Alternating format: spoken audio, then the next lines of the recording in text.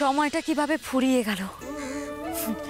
তোমাদের ছেড়ে যেতে আমার মনই চাইছে না, কিন্তু আর কটা দিন থেকে যাও না গো দুর্গা দিদি।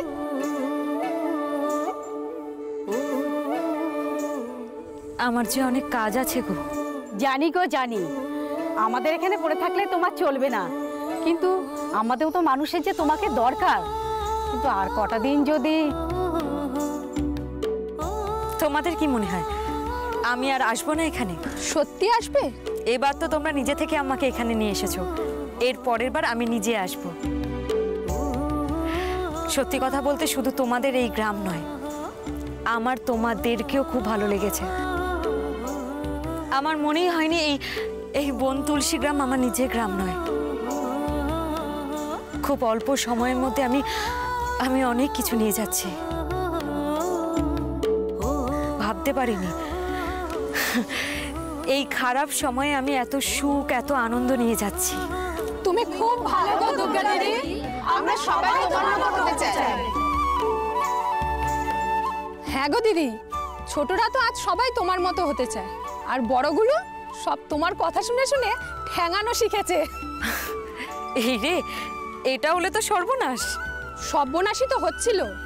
এই যে লতা, এই এদিকে আয়, ওর বর প্রত্যেকদিন নেশা করে এসে ওকে খুব মারতো, আর ও তো খুব ভালো মেয়ে, সব কিছু মুখ বুজে সহ্য করতো। সহ্য করতাম কি সাদে দিদি, সারা রাত ফুপিয়ে ফুপিয়ে কাঁদতাম আর ঠাকুরকে ডাকতাম।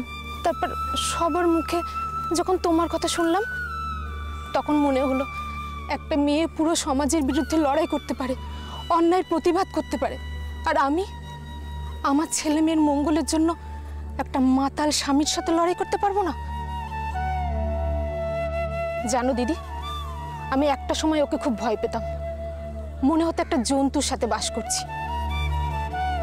ও বাড়ি ঢুকলেই আমি ভয়ে যেন কেমন জড়সড় হয়ে থাকতাম। কিন্তু কিন্তু যেদিন তোমার কথা ভাবলাম, সেদিন আমার সব ভয় গলে জল হয়ে গেল। তারপরেই বাটাকে এমন মার মেরেছে, তারপরে একেবারে সিধা হয়ে গেছে। গায়ে হাত তুলতে বাধ্য হয়েছিলাম দিদি, যেদিন চুলো থেকে একটা জ্বলন্ত চেলা কাঠ নিয়ে আমার উপর মারতে এসেছিল। ওই কাঠ ঘুরিয়ে ওকে এমন পিটানি পিটিয়েছি, তারপর থেকে নিজেই ভয়ে ভয়ে সরে গেছে।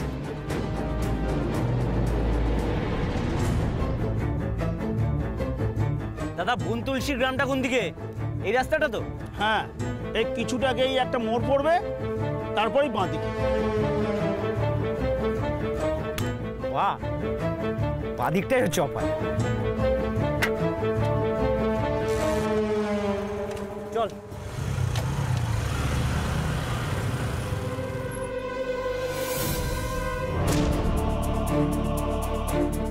লোকে বলে স্বামী নাকি ভগবানের রূপ, কিন্তু আজ আমাদের মেয়েদের কাছে তুমি তো ভগবান হয়ে এসে দাঁড়িয়েছো দুর্গা দিদি।